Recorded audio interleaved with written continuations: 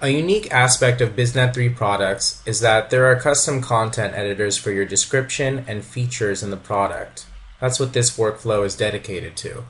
So hover over Manage and then click Edit Detail.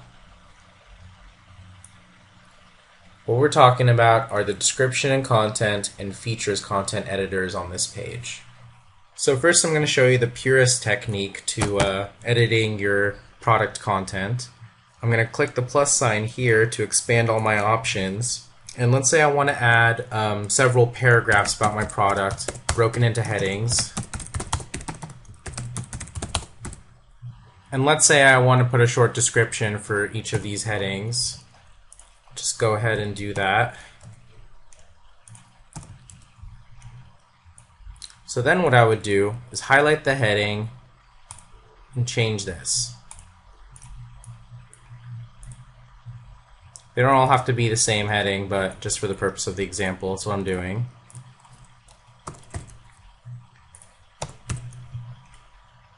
So now to insert a link, what I would do is highlight a word and click on the link button here, and then add a website into the URL. Of course, you can copy and paste that. The text can be edited in any way that you would change it in a document or email or something like that. So experiment with all the options you have, see what kinds of things you can do.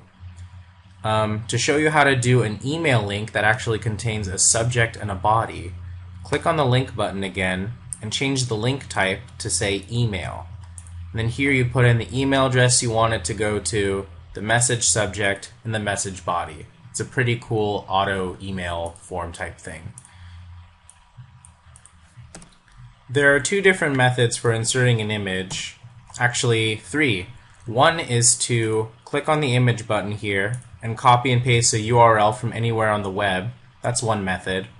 Second method is to use the file server that is built into the content editor, in which you would go here to choose a file and then upload something.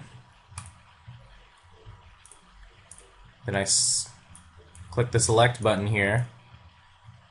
Of course, you can rearrange the size to be whatever you'd like it to be and insert it. The third method would be to upload directly to your enterprise's file server. I'll go to Workspaces and click Files here.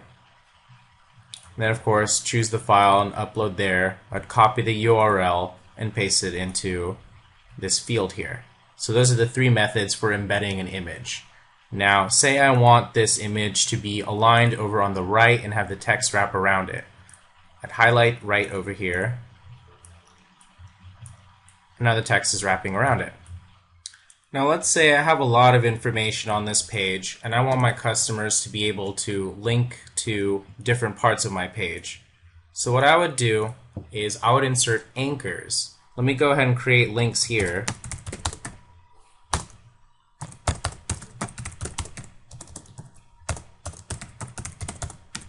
Alright, so then I would click next to where I want the anchor to go, and the anchor is of course like a link within the page. So what I would do is click on the flag button here and name this whatever you want to. Let's just call it heading 1, may as well. Here let's add another anchor and we'll call it heading 2. And a third anchor, we're going to call it, can you guess? That's right, Biznet3 rocks. Good guess. So we'll highlight each of these and turn them into anchor links. I click the link button here and change this to link to anchor in the text.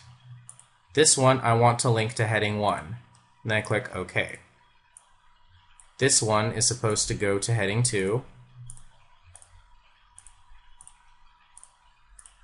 And this is the one where I faked you out.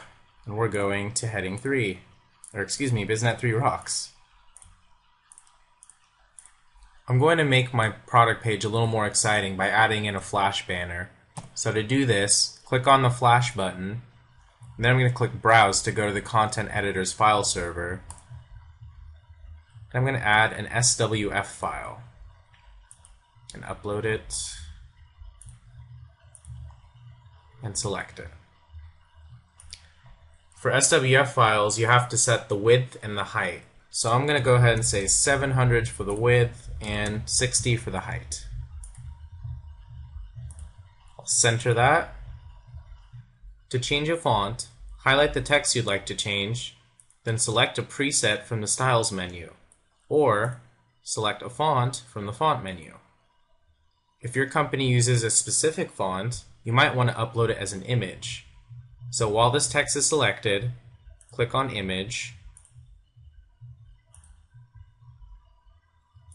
select the text as an image,